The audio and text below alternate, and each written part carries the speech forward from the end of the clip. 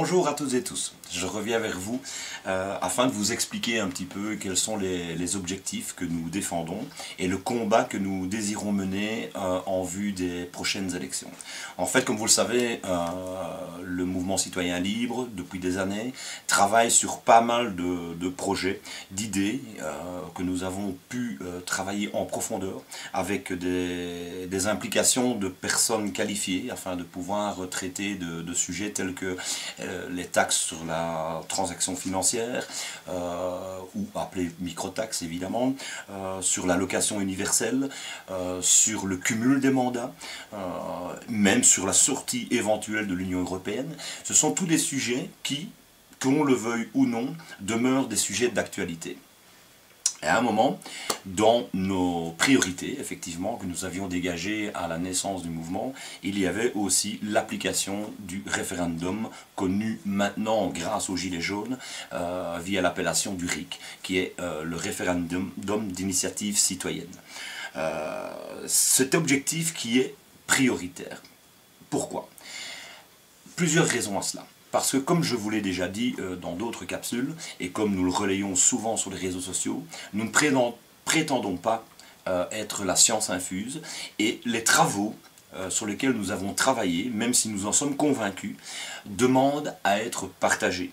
C'est-à-dire que les médias d'aujourd'hui, qui ne font que de relayer effectivement tout ce qui est dicté, je vais dire, par le système, donc par les politiques traditionnelles, ne parlent jamais de thèmes, de solutions. On peut constater notamment que à chaque sujet concernant la politique, les mesures qui sont prises, tout est en fonction de moyens.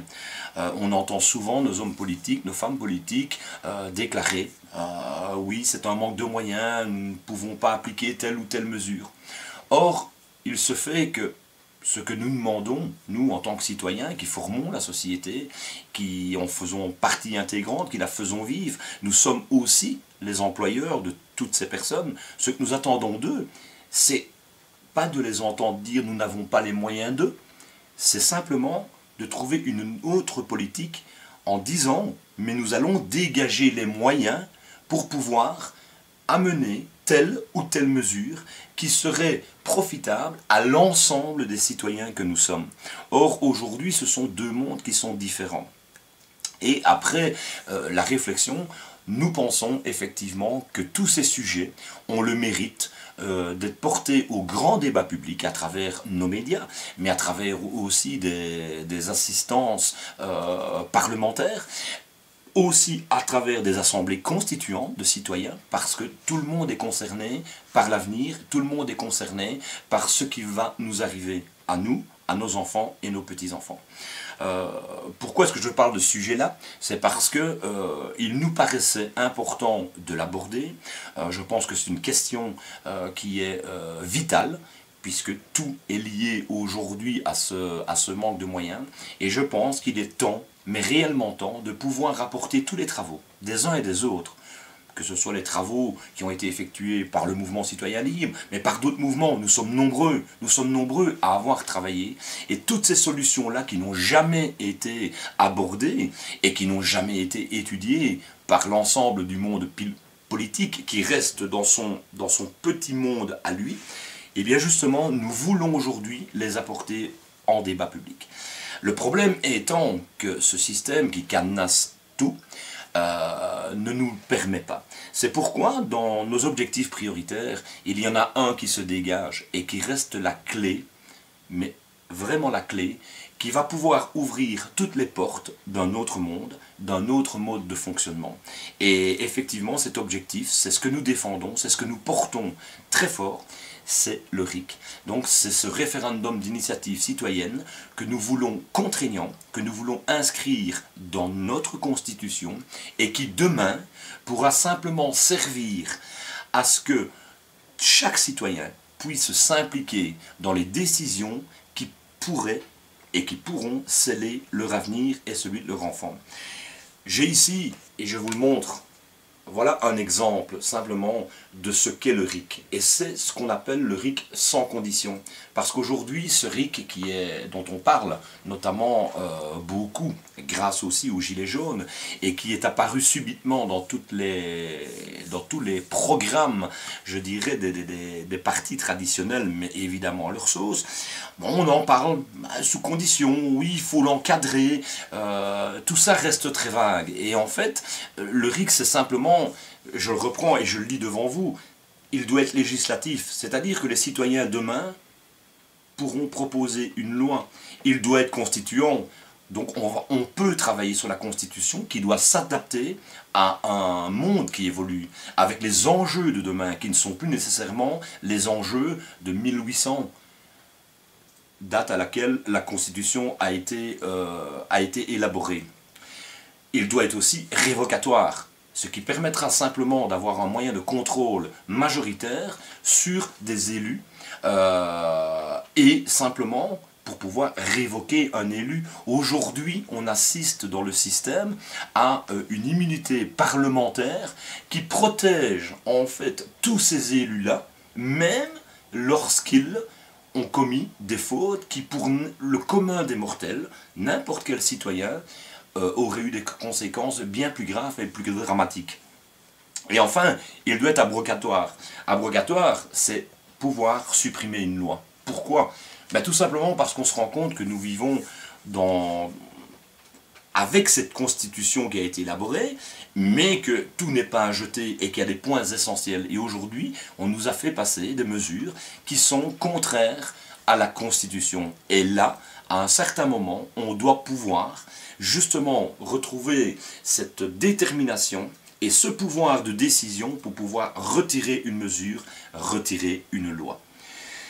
Le RIC, c'est ce qui va permettre simplement de mettre en débat public et également les enjeux de demain, comme je vous l'ai dit. On aborde beaucoup le climat ces derniers temps. Hein, je vous ai parlé dans une autre capsule de la loi climat, donc tout se précipite, les jeunes prennent conscience, font des manifestations.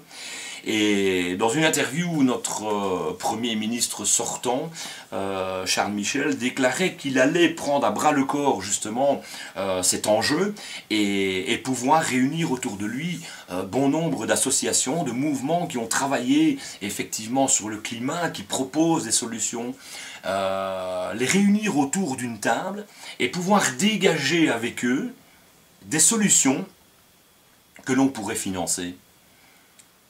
Là, il y a un fameux problème. Parce que de nouveau, on en revient à l'ancien système. Nous, le monde de demain, ce n'est pas pouvoir dégager des solutions que l'on puisse financer. C'est dégager les solutions solides qui permettent une amélioration de notre société et qui règlent cette question climatique, mais quels que soient les moyens justement à investir et à changer pour aller de l'avant. Et c'est là où il y a une différence fondamentale. C'est-à-dire que c'est aussi à tout un chacun de pouvoir trouver des solutions pour financer. Et il y en a une kyrielle, comme on dit, de solutions. Lorsqu'on voit les enjeux d'aujourd'hui, il est quand même phénoménal de voir que d'un côté on manque de moyens, mais que de l'autre côté on en laisse échapper des milliards. Tout cela doit être débattu de manière logique, de manière rationnelle. Notre combat, ce sera le RIC. Ce sera le RIC parce que ce sera la clé de tout. On ne peut pas promettre, on ne peut plus promettre des choses dont on sait aujourd'hui, à travers toutes les campagnes électorales que nous avons connues. J'ai 53 ans personnellement, j'en ai connu quelques-unes, mais on ne peut pas continuer tout le temps et encore à subir ce genre de campagne où on fait des promesses qui ne seront pas tenues, et qui accoucheront de toute façon de mesurettes.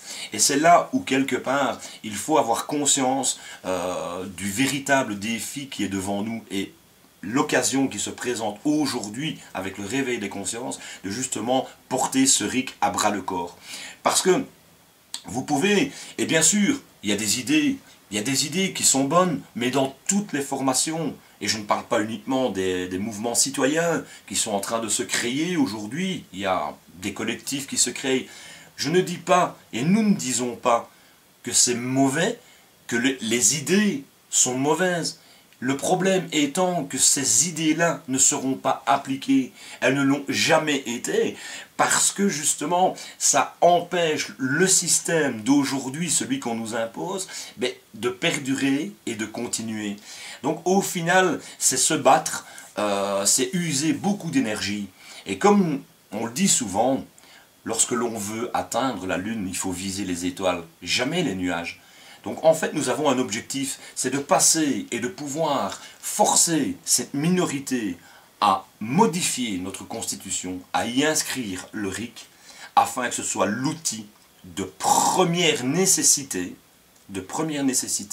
afin de pouvoir changer notre mode de fonctionnement et offrir à tout un chacun, la possibilité de mener une vie digne en respectant les droits et les libertés de chaque individu. Merci.